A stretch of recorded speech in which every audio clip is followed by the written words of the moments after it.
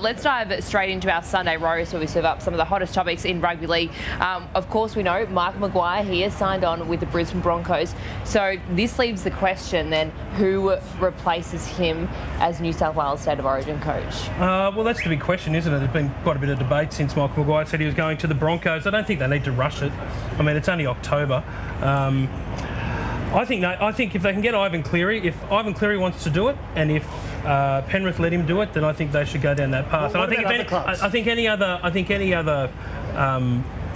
any other club might struggle with it, but I think Penrith have got such a great system in place that could happen. Well, what about the officials from other clubs worrying about the information that Ivan Cleary gets? You got to remember, being the New South Wales coach, he's constantly watching the competition, watching everyone play. That's worked before, Gal. But he'd be, not for a long time, not for many years. To be fair, they haven't been getting information for the last 4 years, and they've won 3 comps in a row, so it doesn't really matter. No.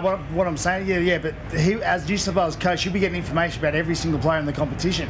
Yeah, I know. Do other clubs want that? With or without that information, he's doing well. I don't think it's that big of a deal. But do other clubs want it? I'm sure there'll be a couple. I'm sure there'll be a couple who have their nose out of join. There'll be lots. I reckon there'll be 16 other clubs that have their nose out of joint. Can you do that though? Can you be an NRL coach and also have the State of Origin coach? Because we do know it has evolved. The Origin coaching does take a lot of time, energy. There's a lot that goes into it. The New South Wales Rugby League moved away from that about 10 years ago, and it was like an edict to not do it. But they've softened that in the last couple of years. So there's no sort of hard or fast rule.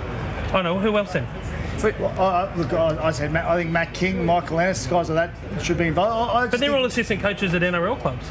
Yeah, but there's no reason why they couldn't leave that job to become. So they'd have to leave those jobs to do 3 games a year. Well, that's up to them. You got to remember that the money they're on as an assistant coach, the New South Wales Rugby League coach would probably supersede that, I reckon. So I reckon if they wanted to do it and they had to leave their club job, I reckon they would. Yeah, but to your point earlier about whether clubs would be concerned about information, the current coaching staff that Michael Maguire had in 2024, there were staff from other clubs on there. The information was more for them as well. Like, but Freddie would still be. I just think clubs would have an issue with a current NRL coach giving them information about players and about injuries. But it's the same. What if the assistant coach keeps their role as an assistant coach? He may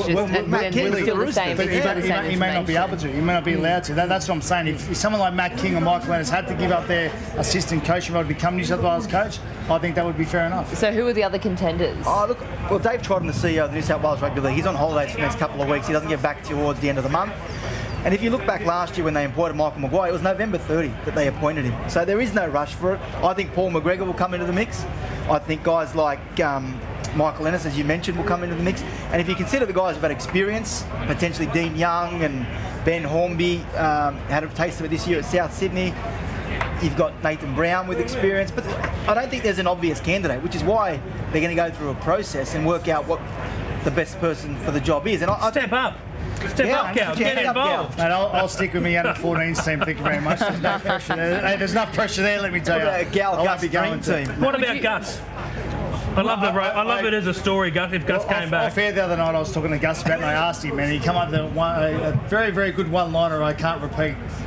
Well, what was it? Well, what he said on air wasn't far off. He said he'd rather slam his finger in between a sliding door. Yeah. You can Gus would probably enjoy that. Would you, if you and Gus could do it together, would you do it?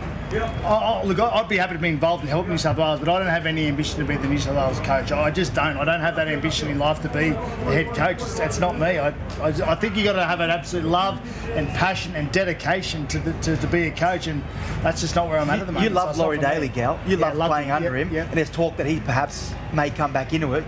Do you think that's the right move? Look, I don't know how much coaching Laurie's been involved with. If Laurie got the job, I'd totally support him. I'd totally be happy with that. But I just feel like it's someone like a Matt King or a Michael Ennis would definitely. I look at Michael Ennis and the story and how good he's able to motivate people. And I remember talking to Joey multiple times over the years, whether it be at a lunch, having a drink with Joey, or just around Origin time talking to him. He used to talk about Gus. Not once did he mention Gus and his plays or what he made him do. He'd say, we used to go to training and Gus would tell a story. I'd sit back going, yeah, good story, Gus. Then all of a sudden he'd do it day after day after day after day. Then come grand final, come the day, come Origin Day or the captain drum, all of a sudden all these stories would roll into one, and by the end of his story he'd be frothing at the mouth, ready to go. And I just know that's what Michael Innes can do. That's what he does. I've seen him do it firsthand, and that's why from what Joey's told me about Gus, I see Michael Innes doing the same sort of thing.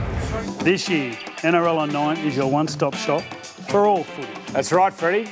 Not about the highlights, action, 7 days a week. Billy and Gus podcast, get that on your drive on the way home. Immortal Behaviour, grab a seat on the couch for that. And of course, my favourite, Freddie in the Own. The best footy brains, the biggest games. Don't trust the algorithm, subscribe to NRL on 9 and get all your entertainment there.